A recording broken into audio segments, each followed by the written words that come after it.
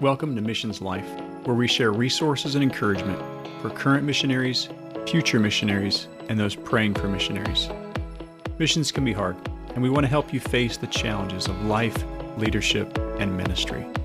We want your life to bear fruit for the gospel wherever you are. I'm Kyle Ferran, here with my co-host and wife, Heather. Welcome to the podcast today. Today on the podcast, we have with us Amy Medina. Amy spent almost half her life on the continent of Africa, first as an MK in Liberia, and then 16 years in Dar es Salaam, Tanzania. Amy's ministry was at Haven of Peace Academy as a teacher and administrator, and the Medinas relocated to Southern California in 2020, and she now serves with Reach Global as a coach, placement specialist, and trainer for pre-deployment missionaries. Amy blogs at www.amy-medina.com. Amy, welcome to the podcast today, and we're looking forward to our conversation about transitions, something that all missionaries must face. And before we jump into the questions, I just want to give you an opportunity to hear a little bit about your missions journey. Sure. Well, thanks for having me, Kyle and Heather. It is fantastic to be able to talk to you today. So, missions has kind of been in my blood for pretty much my whole life. My parents became missionaries with SIM when I was 6 years old. So we moved to a huge mission compound in Liberia on the west coast of Africa. And I lived there for probably the majority of my childhood. And we were on home assignment when I was in 8th grade and planning to go back to Liberia for all of high school. But then the Civil War started, and so we couldn't go back there. So that was pretty devastating. And then we moved to Ethiopia and spent a year there. I went to boarding school at RVA. And then a war started in Ethiopia. And so we had to leave there. Ended up back in California for the rest of high school and college. But then God took me to Tanzania with my husband, Gil, a year after we got married. And we served there with Reach Global from 2001 until 2020. So pretty much most of our married life really was spent there. Wow. And then relocated back to Southern California in 2020. Very good. Well, thanks for sharing that. It's quite a few transitions there. Yes. Yeah, transitions is kind of the topic that we're going to lean into today. And I'm just going to jump in with a really heavy question. So what do you see has been the most challenging parts of leaving the mission field? And you can talk about, whether from childhood transitions or as an adult, when you're transitioning back to the States. Yeah, no, that's a great question. And I feel like when we moved back to the States in 2020, that really was probably the biggest transition that I've experienced, in the sense that all of the other times in my life that I transitioned, I was planning on returning to the mission field. So it was always just sort of a temporary, well, I'm here for now, but then I'm going to go back. And when we returned in 2020, we knew that it was going to be for the foreseeable future. Obviously, if God calls us back overseas again, my husband and I would be thrilled. We came back to the States really for the sake of our kids. Our kids are adopted. They don't have a sense of belonging in the States. We felt like they needed to come, if we were going to give them our citizenship, that they needed to actually come and live here and put down some roots here before they started college. So we are here for the foreseeable future. If our kids launch well and are independent of us in the next 10 years, that's fantastic. We will consider going back overseas, but it's definitely not something that's on the table right now. So coming back this time was for sure the most dramatic transition in that sense, where it was like I was leaving behind that life and then starting a new life here. So yeah, it was definitely not easy.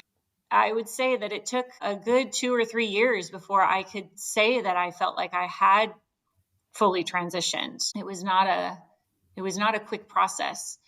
And I think there was a lot of layers to it. On one sense, transitioning back to the States felt very similar to making a transition to a new country. When I moved to Tanzania, I went through culture shock. Even though I had lived in Africa as a child, moving to another country that I hadn't lived in before as an adult was a completely different experience. I went through a lot of culture shock.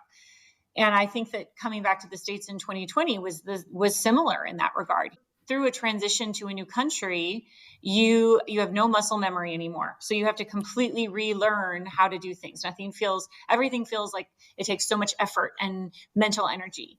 So even just, learning how to do things again is just an exhausting thing. But then obviously getting to know American culture again was a huge part of it. And the American culture that I came back into in 2020 was very different than the culture that I had left 16, 20 years before. So yeah, even just, it was a cross-cultural experience to get to know people again. But I think that then there was just also dealing with the loss of what I had left behind in my missionary life. The loss of community was huge. That was all of the different pieces of community life that was just so beautiful on the mission field was something that I acutely felt the loss of when we came to the States. Also, just in the States, it's just a lot harder to have a kingdom focus.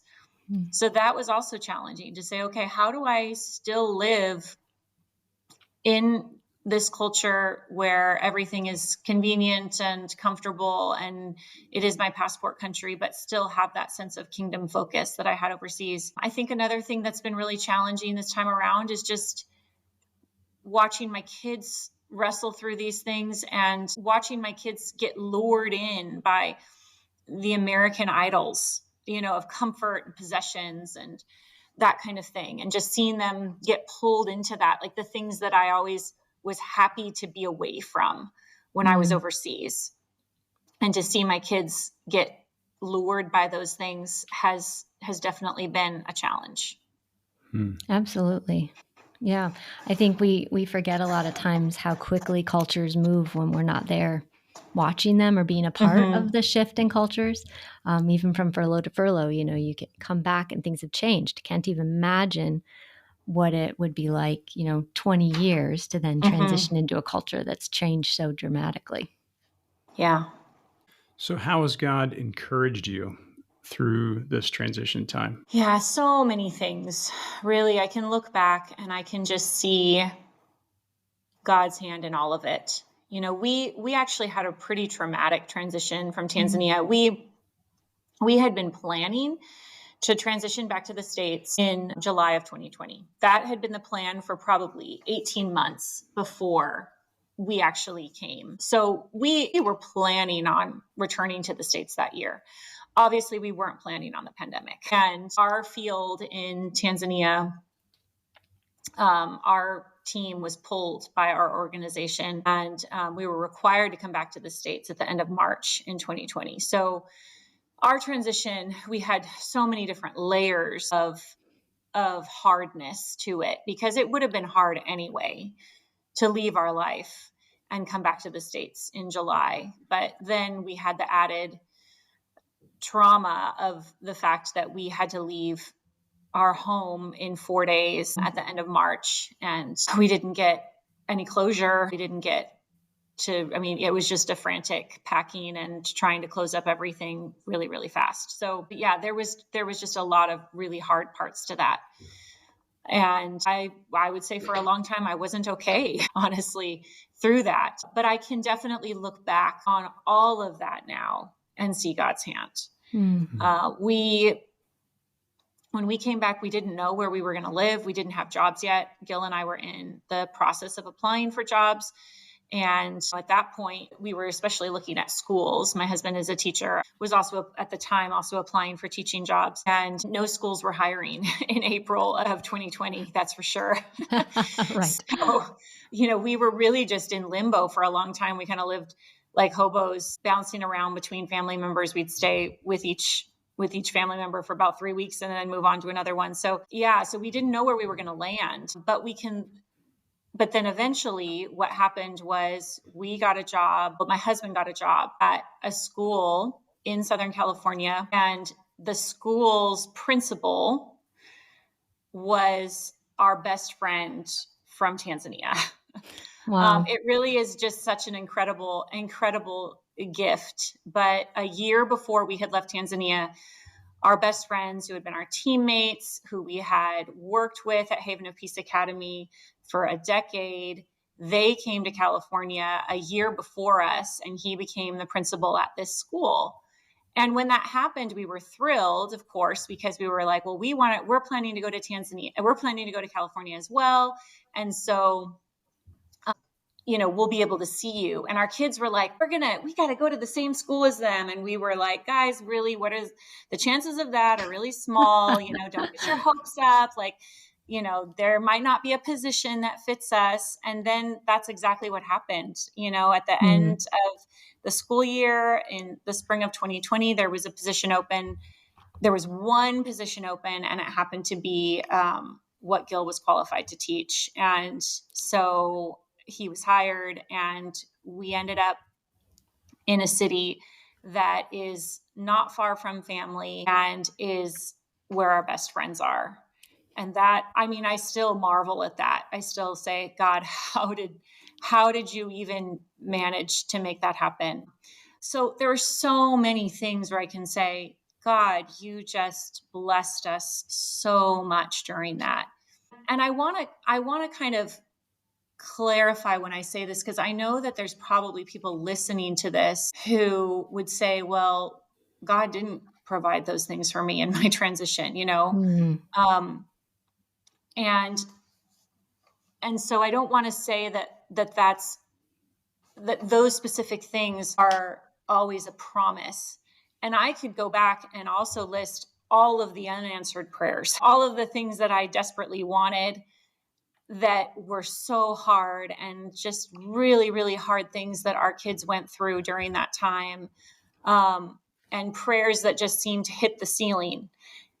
But I think that my tendency, and probably many people's tendency, is to just look at all of the things that God didn't do, all the prayers that he didn't answer, instead of focusing on, yes, but look at all the things that he did, and look at all the ways that he did bless us during that time. So I just want to make sure that you can hear both sides of this, that yes, God provided for us in incredible ways, but that doesn't mean that it was necessarily easy or that it all went exactly the way that I wanted it to. But, a rear view look back on the last 4 years just shows me so many ways that I can see God's care and love in the midst of so much hard. It's really good. Something that God's been encouraging me with recently is that we need to surrender our definition of good. So many times we have an idea of what we think good is, and God sometimes has a better idea. And as we surrender that definition of good, it allows God to fill that space and just to be able to provide us with what he knows we need and is best in the long run. And sometimes we see a lot of those things, but sometimes we miss. We don't always see how he's going to work out all those details until eternity. So it's neat but it is neat to see the bits and pieces that we get to see, and just to understand that the rest of them are good, even if they don't feel good right now.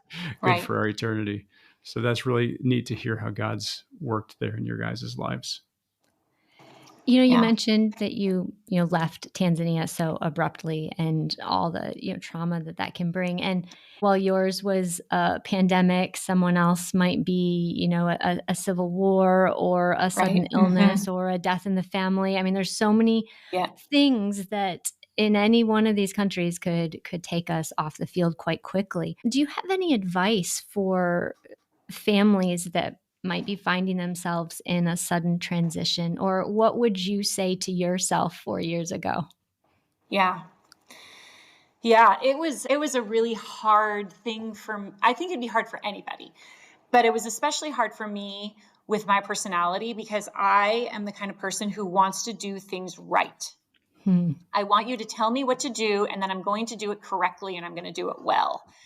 And I don't like to do things halfway. I don't like to do things spontaneously. Like, I like it to be well planned out and have all of my ducks in a row. And in a sudden transition, you get none of that.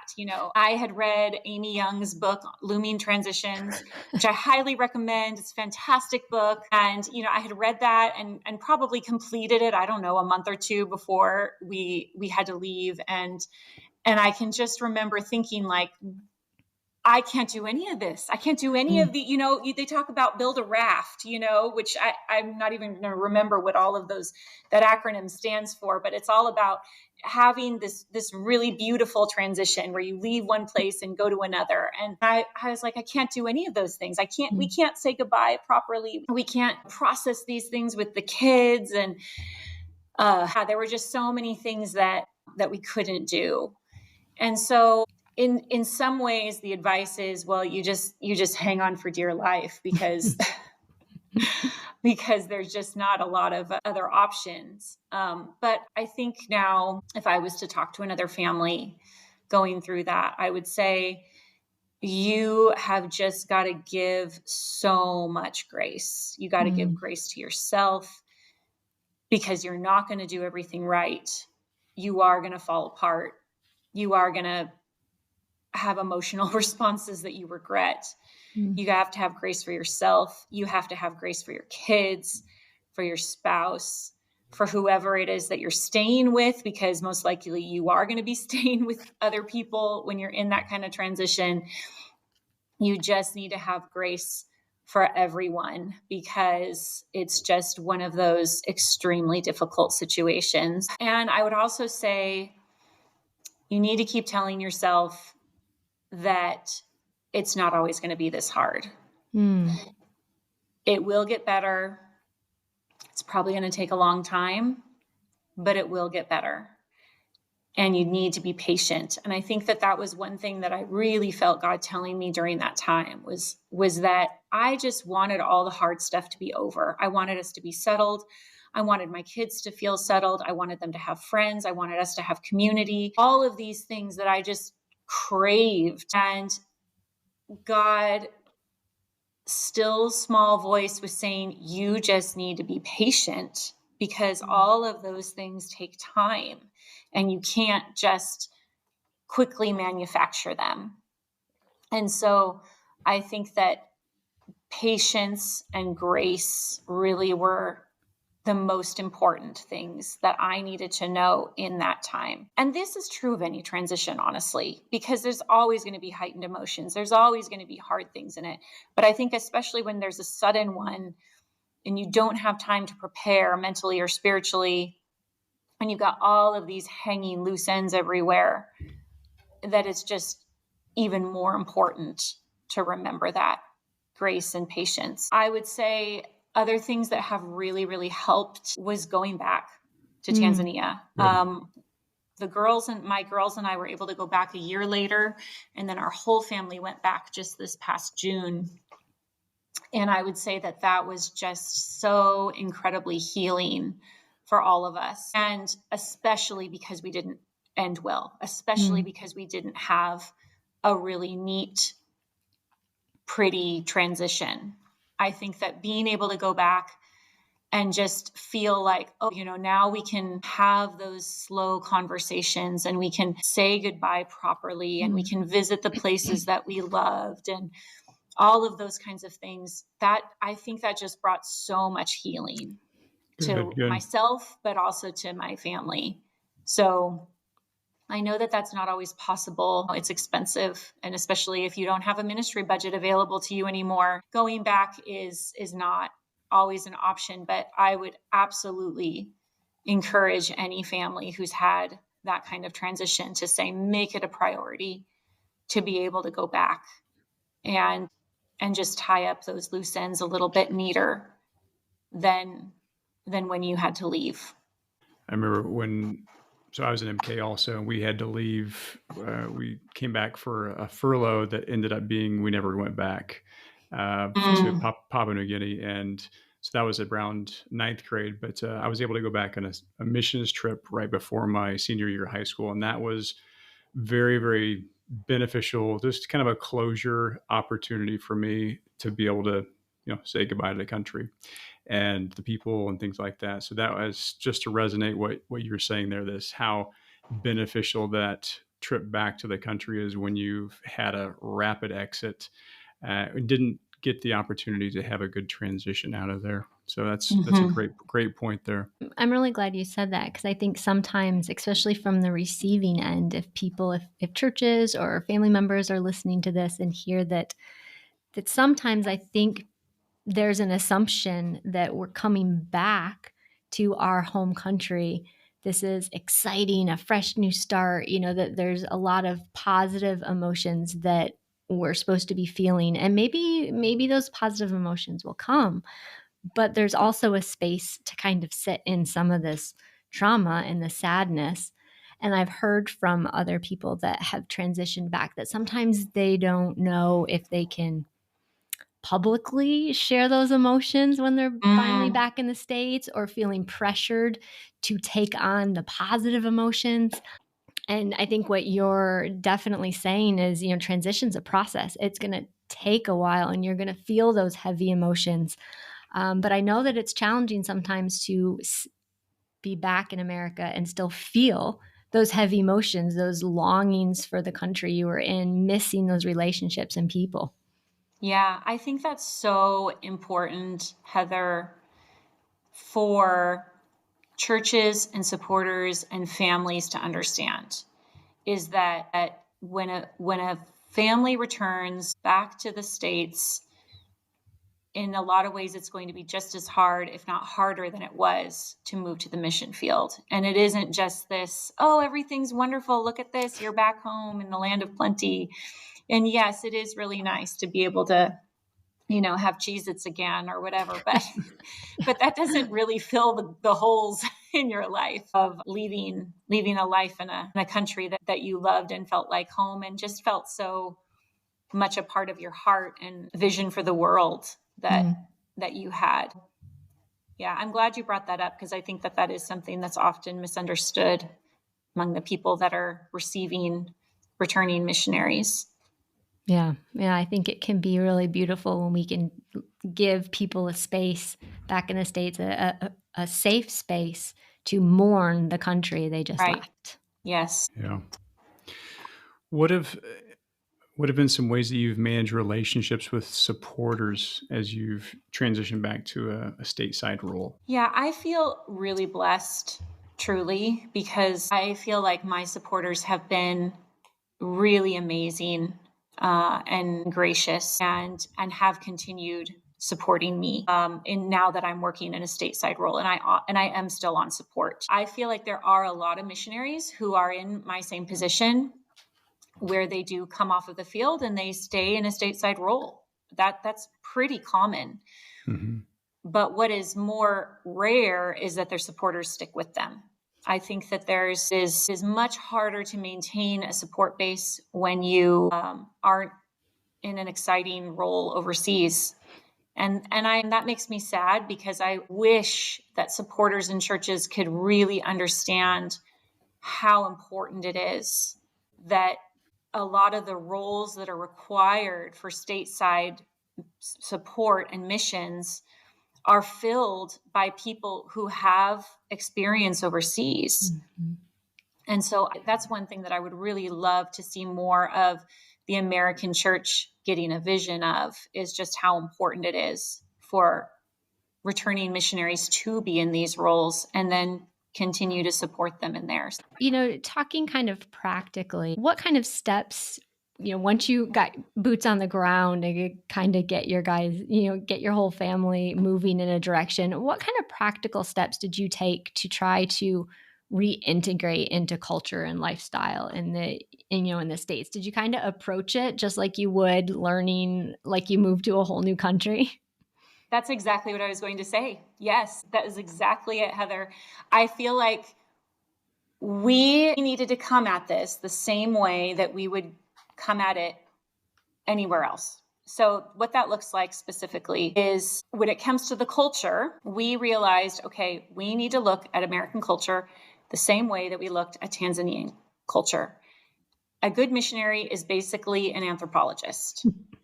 If you go overseas and you say, what is wrong with these people? I don't get these people. They're wrong. I'm not even going to try to get to know them. Well, you're not going to last very long as a missionary. And I think we know that as missionaries, right? Like as missionaries, we know that we have to go into a new culture.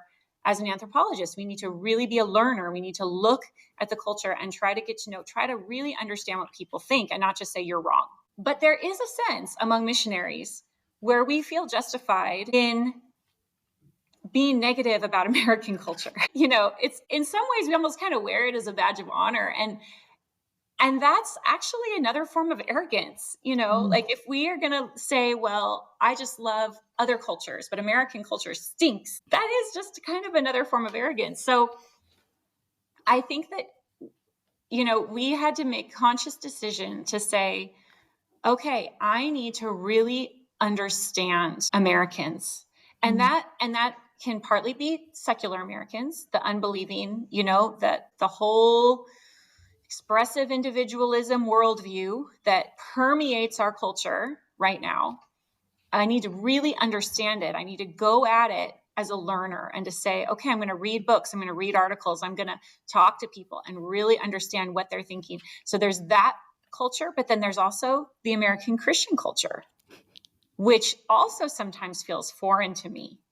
And I need to do the same thing with them and not just stick my nose up in the air and say, well, I understand better than you and I know better than you, but to say, what is motivating them? What really are they thinking? How can I actually understand what's going on here? Because if I'm going to ever have an influence, if I'm ever going to have an impact either on Christian culture or on secular culture, it has to come from a point of first understanding. And so I don't want to make this seem like we got this all right, because trust me, there's been plenty of times when I've been very judgmental. But then consciously reminding myself, okay, I need to go at this the same way that I looked at the animist culture, the animist worldview in Tanzania, and not come at it with an attitude of you're wrong and I'm right. But how can I understand it? And how can I filter it through the lens of scripture? Obviously we still do stand on truth. We still do say there is a right, there is a wrong, of course. But first I need to understand what someone's motivations are before I can start to speak truth to them. So that's one aspect. That's sort of on the philosophical level. When it comes to more practical things that we did, I think we just had to have a lot of intentionality. Americans are busy and they are so independent. Independence just and autonomy just sort of is the air that we breathe in the States. And so it is hard to get to know people. Maybe this is not true of all parts of America. This could be more California. I don't know, but it is just really, really hard to get to know people. And it's hard to go deep with people, to go beyond just a surface level. And so what we had to do was just be very intentional. We had invited lots of people over for dinner. We started a home group. There was several home groups at our church and there wasn't a good fit for us. And so we said, well, hey, could we start one? And they said, sure. So we started a home group, which was great because then we could just infuse our own DNA into it. We place a huge emphasis on spending time together and being vulnerable with each other. And I feel like we've been able to start creating the kind of community that we wanted to have. But it took a long time and it took a lot of intentionality. It didn't just happen. And I think that that's one thing that's very true about America right now, is that relationships often don't just start organically the way that they did when we were overseas. They have to be intentionally cultivated and sought after. And if we had just sat back and hoped that people would come to us, I don't know if we would have a community. I don't know if we would have meaningful relationships at all, because it's just such a hard thing to just happen. And so we had to be really intentional about it. So I think that those things have helped a lot in us just feeling like, okay, this is home now, and this is where we're supposed to be. Yeah, no, that's really good. I can see how that independence piece could really be a huge shift, especially from the cultures you've lived in over in Africa with a community feel and a bit more intentionality that way. Kind of a similar along the same lines, but what has helped your family find a sense of belonging in the U.S. after being abroad so long? I think the number one thing is just time. I Mm. mean, I think that these things just take time, but it does happen. I mean, just like when you move overseas and you feel like you're a fish out of water for such a long time, you just need to give yourself time to adapt. But it does happen. I mean, that's just it happens overseas and it happens here. So that's a big part of it. But definitely having a home group has helped. Having a group of people that we're investing in. I do want to add that I feel like this was especially difficult making this transition when our kids were teenagers or almost teenagers. And I mean, that's why often mission organizations will tell you, right, like don't go overseas if your kids are teenagers because it's too hard for them to make the transition. But then they don't tell you that that's not when you should come back to the state. There's never a good time to come back to the States, like that's not something we talk about. But and I mean, I do still think that it was the right time for us, but it was a hard time. And we had one in high school and two in middle school. Those are really hard times for kids to make transitions. So, and another part of it that was hard about their ages was that, when you transition and your kids are little, your kids are just sort of an extension of you, and you make friends with other families and you make friends with the families of your kids' friends. But when your kids are teenagers, that's right about the time when they want to have independence, and you don't do things together as families in the same way when your kids are becoming teenagers. So that was a big challenge for us, was trying to develop a sense of community and wanting our kids to be a part of that community at the same time that they were wanting to pull away. But wanting other adults to be in their lives, like not just peers, but to have other adults in their lives. So that was one thing with our home group. That was why we started our own, was because we wanted a home group that included the kids. We didn't just want one that was just for the adults. And that was partly because, a huge part of it was because we wanted other adults in our kids' lives. And so we needed our community, we needed their community to not just be their peers, but to also include other adults that would be speaking into their lives. That's one thing that I mourn, is just that in Tanzania, we had all of these adults in our kids' lives who had known them since they were babies, who were investing in them as they were growing up. And then all of that kind of got broken off, and we had to start over again with bringing in other people that didn't have that history, that don't know them. So that was, for sure, that was a loss, but I still can see good things that have happened. That's really good. When you mentioned time, and we've transitioned to 3 different countries now, and I think we've estimated it's about at the 18-month mark for our family. We're like, okay, things are starting to feel normal now, and I'm sure every country is a little bit different, but we've noticed that it takes that amount of time, even though we've done it a few times, to feel that way and to feel settled, and then to be able to move on. Yeah, Yeah. because you're reinventing what your family looks like in every way. What do you like to do on the weekends? Where's your favorite place to go to eat? What's the safety like? Every single part gets reinvented in transition. And you're right, the grace component and the time, and those are 2 very hard things to sit with. We a lot of times are very bad at giving ourselves grace, and we're also very bad at walking through the path, that valley that God might have us in. We're trying to climb out as quickly as possible. We don't do well sitting with uncomfortable. But as it keeps coming out in this conversation, that grace and that time is actually healing, I think, in so many ways, that gets you to where you need to be. Yeah. One other question that we wanted to ask, while on the mission field, being a missionary for you and your husband, it's not just your job, it becomes your identity. You're this foreign missionary, you live overseas. What kind of identity shifts did you go through when you left being a foreign missionary to being stateside? Yeah, that's a really great question. There's a few different aspects of this. So I feel like one of the things that God did in me over the years that we were missionaries was to help to break down this kind of hierarchy that I had established in my mind of spirituality, and that missionaries were sort of at the top of that spiritual hierarchy. I think I believed that when I was younger, and that being a missionary was kind of a proof of my own being spiritual. As anyone knows who's been on the mission field for a long time, it will break you down.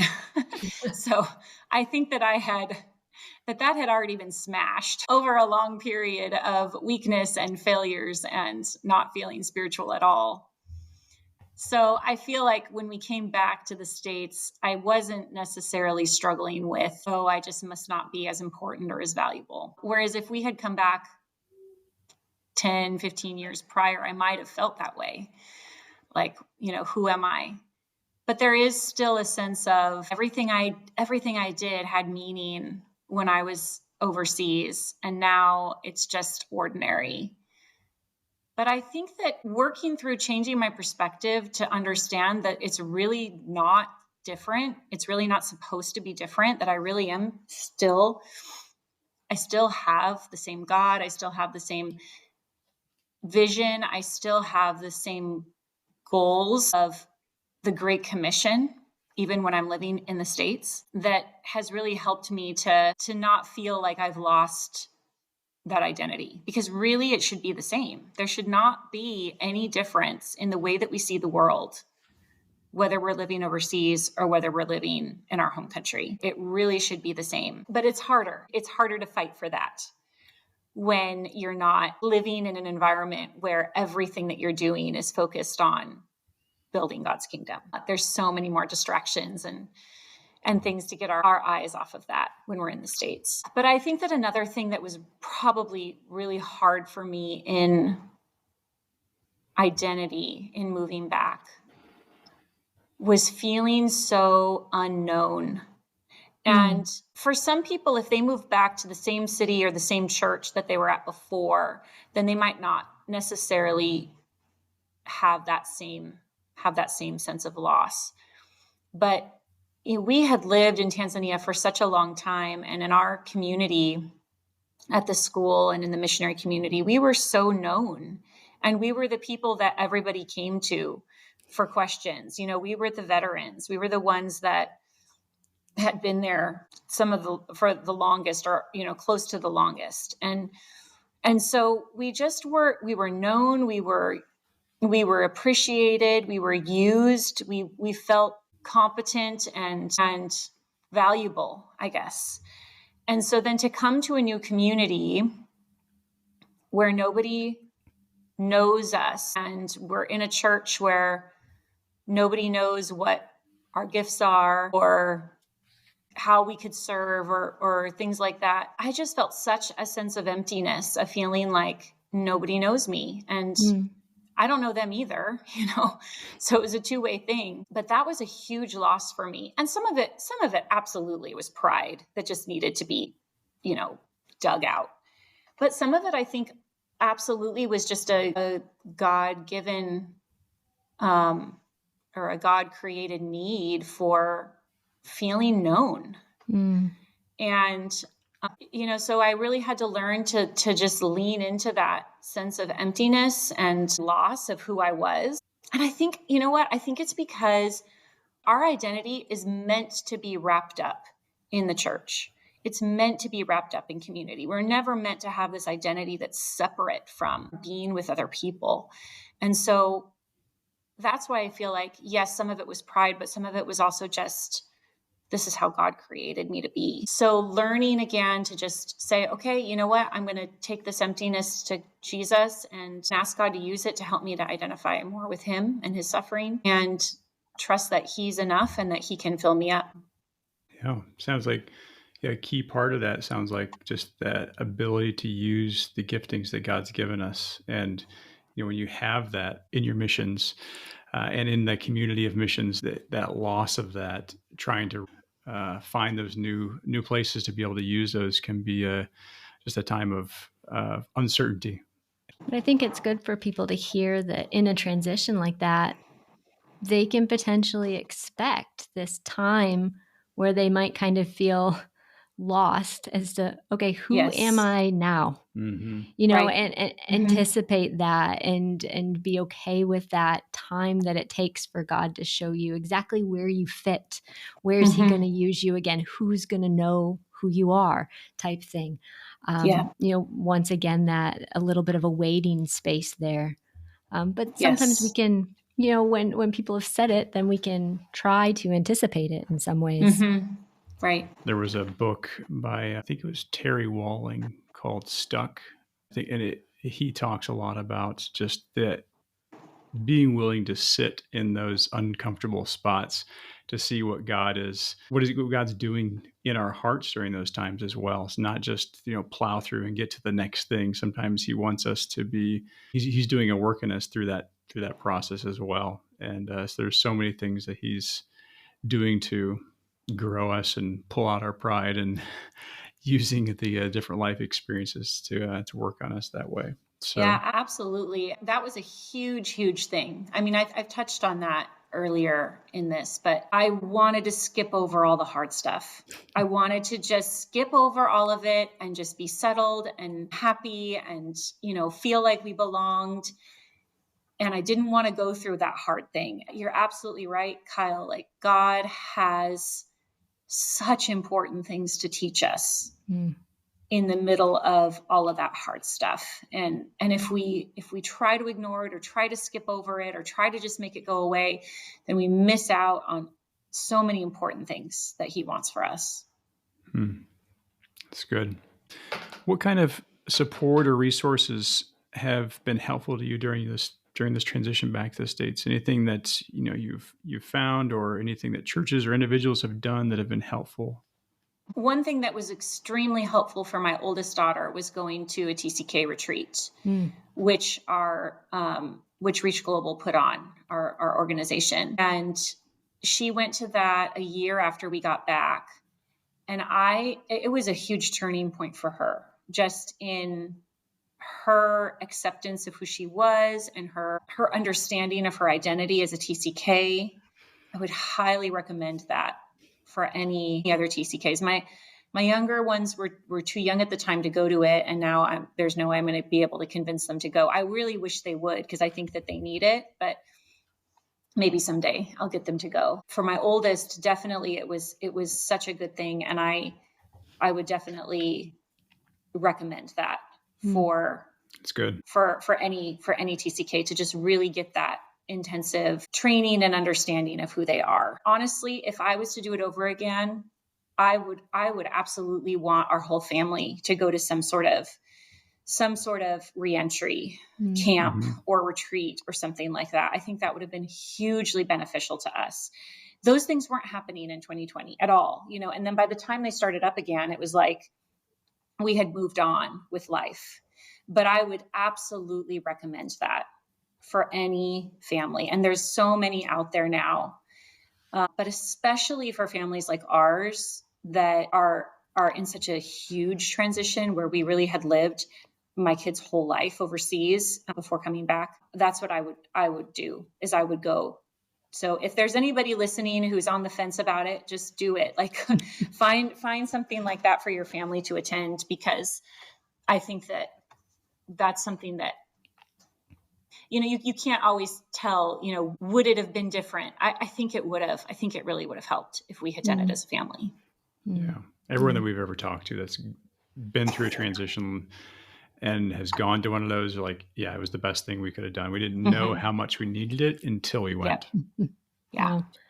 What advice would you give to a church that's receiving missionaries transitioning quickly? Yeah, they're going to need a lot of support financially. You know what? We had people giving us financial gifts even just personal gifts, not to our account, like just giving it to us personally. And that was such a huge help to us. Gift cards and things like that. We had, we left behind so many of our possessions, which we would have anyway, but because we left so quickly, we didn't get to really like sell things for money. We ended up giving away most of everything. So we needed to start over again from scratch as far as just all of our possessions. So the financial help is huge. But I think that even just recognizing that these families, any family who's transitioning, but especially a sudden transition, is just going to need a lot of time and care and people checking in on them, and not just assuming that a month or two is going to be enough time for them to feel like they've really transitioned, that it's going to be a much longer process. And giving them space to talk, asking lots of questions. I think that's true, again, of any missionary that's coming back to the States, whether they're on home assignment or transitioning, is just to ask questions and help them to talk and to process it is hugely helpful. Not assuming that they're happy to be back or that they have mixed feelings, which really is what it usually is. So it's always such a mixed experience. I think that all of those things can be just wonderfully supportive. So no questions like, "Are you happy to be home?" Those don't land well. Right. Yes. How is somebody supposed to answer that question? Like, no, I don't want to be in America. I mean, they don't want to hurt your feelings or they don't want to sound grouchy, but just it's complicated. It's not an easy question. It's not an easy feeling. Yeah, it is difficult especially for kids, especially to navigate that and know how to work with that. I've really enjoyed all these things we've touched on, and we could probably keep going deeper and deeper in so many rabbit trails. But I think it's good to say out loud a lot of things that you've said, that it's not easy, that it's going to take time. We need to give grace. We need people to receive us well with deep understanding, on the other side of the pond, so to speak. And that these emotions and these trials can all be given to God, and we can allow Him to work in His timing to do incredible things with those. So I'm so thankful, Amy, for you coming on and sharing this difficult journey that your family had been on. We didn't mention at the beginning, but we were in Tanzania at the same time. So Yes. we got to hang out at school events and different things. And we appreciated your and Gil's ministry and your family so much in Tanzania.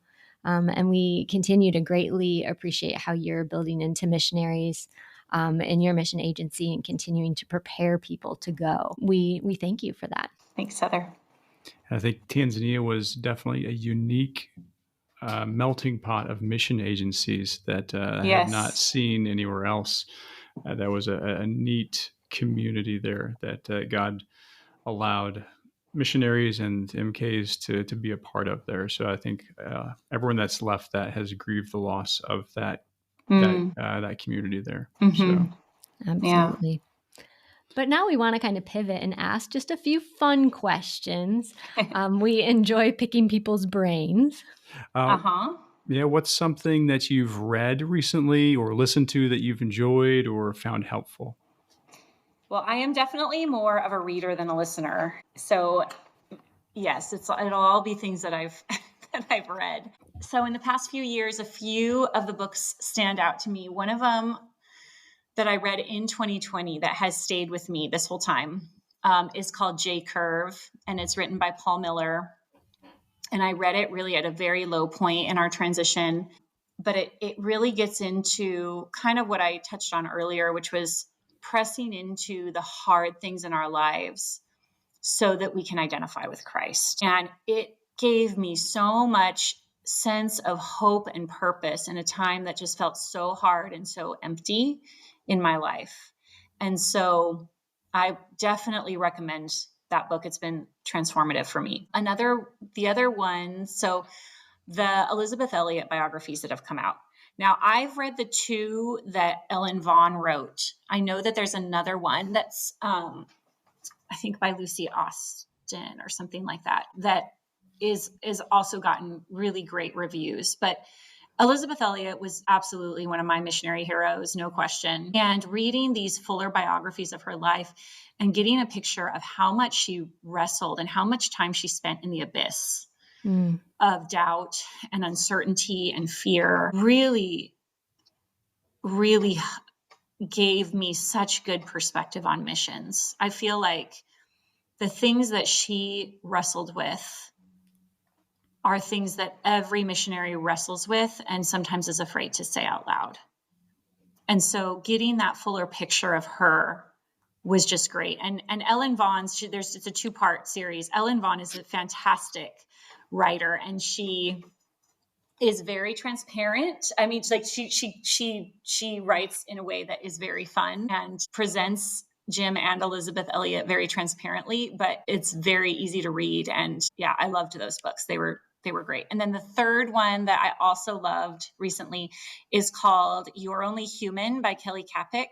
I'm not sure how you say that, but that one really gets into our finiteness. And that was an aspect of theology that I really, really had not contemplated. And for me, as a perfectionist who loves to do things well, such an incredibly insightful book to help me remember that I'm human and that I'm not God and that I can't control everything. And that was a really impactful book too. That sounds like one I need to put on my reading list. We will definitely be putting all of these in the show notes for people to look at. But hey, what activities or hobbies do you and your husband like to do for you to stay energized and refreshed? When you told me to think about this question, I just had to laugh because, we have 4 teenagers now. So our hobby is to drive people around. Like that's what we do with our time. In America, when you are a parent of teenagers, that's what you do is you drive people. So other than that, which is not necessarily my hobby of choice, I gotten into gardening and I have loved that. I am not very good at it. I kill a lot of things. I'm experimenting, but that brings me a lot of joy that my dad was always a gardener and in Tanzania, it was never something I got into. Maybe because I didn't have my own house, but now that we do have our own house, like I just really love to do that. So I will go out and putter in my garden quite often. And then Gil and I really love to watch movies that are like thought-provoking, that are like worldview type movies. And so that's often what we'll do when we have spare time, but that doesn't happen very often. I have this long list of movies that I want to watch with him. And I think of it as my empty nest list because I'm like, okay, maybe in 5 years we'll actually get to these movies, because right now it's like maybe once every 2 months we'll actually watch one of these. But yeah, we love watching those. We recently watched a movie called Lars and the Real Girl, and it was from about 10 years ago. And it's fascinating worldview type movie. But I would definitely recommend that one. So occasionally we'll get to do that, but it doesn't happen very often. Can understand that. Well, is there a resource, tool, app, or life hack that you found helpful? So I recently discovered the website. So I've got a serious one and then a silly one. The recent one that I discovered that's super helpful, and maybe everybody knows about this, and I just recently found it, but it's a website called preceptaustin.org. Okay, so it is it's Precept Austin, and it's essentially a website where somebody amazing has compiled all of the commentaries associated with particular passages and put them together in sections. So you can look up. So basically what you can do is you can look up a passage of scripture and then it'll show you all the main commentaries on that passage. Wow. So instead of having to go from commentary to commentary, it's got them all there in one place. Nice. So it's a fantastic resource if you're doing any kind of Bible study or writing or anything like that. So that's been a really great one. And then my silly one is my favorite app on my phone is estatesales.net. And now this is probably only for people in America because I don't know if it's international. It's probably not international. But if you live in America, estate sales are my favorite place to shop. And this app will tell me where they are. And so I don't go every weekend. It's maybe once a month I'll go to estate sales. But yes, I love the fact that this app will tell me when the estate sales are coming up. Oh, that's fantastic. We better let our oldest know all Oh about that. dear, you may have unleashed the monster there. Is So, she a Oh, thrifter? oh my, Okay, absolutely. well then she's got to have this app. Oh, Yeah. she would enjoy that a ton. it's Oh, like no, that's a bad. garage sales on steroids there. Hey, we did her whole wedding I that know, way. yeah. That's There's, amazing. But yeah. oh, these are great. Thanks so much for sharing those with us. And we'll also put that book, Looming Transitions, in the show notes as well for people. Yes, and it Well, really is fantastic. Yeah, I would definitely recommend Looming Transitions. It's a great book. It's just for people who actually get to have a good transition. yes. Understand. Absolutely. For those of you who are listening and you'd like to check out Amy's blog, we'll put that in the show notes as well, so you can have a link to that as well. So thank you so much for being on today. This has been a great conversation, a lot of really good, helpful suggestions, and just sharing from your heart. So we appreciate that so much. Thanks for thinking of me. Thanks for the opportunity. It's great to talk to you guys, and yeah, happy to do it. Well, that's all for this show, and we want to thank you again for spending your valuable time with us today. If you enjoyed this episode, please consider taking just a moment and giving us a great review. Your review will help people find the podcast and allow these resources to encourage more people. If you took something valuable away from this episode, please share it with someone who would enjoy it. If you'd like to find the show notes, blog posts, and free resources for ministry and leadership, as well as some information on my book, Overflowing, visit kylefarran.com. That's KYLEFARRAN.com. Hope to see you soon on a future podcast.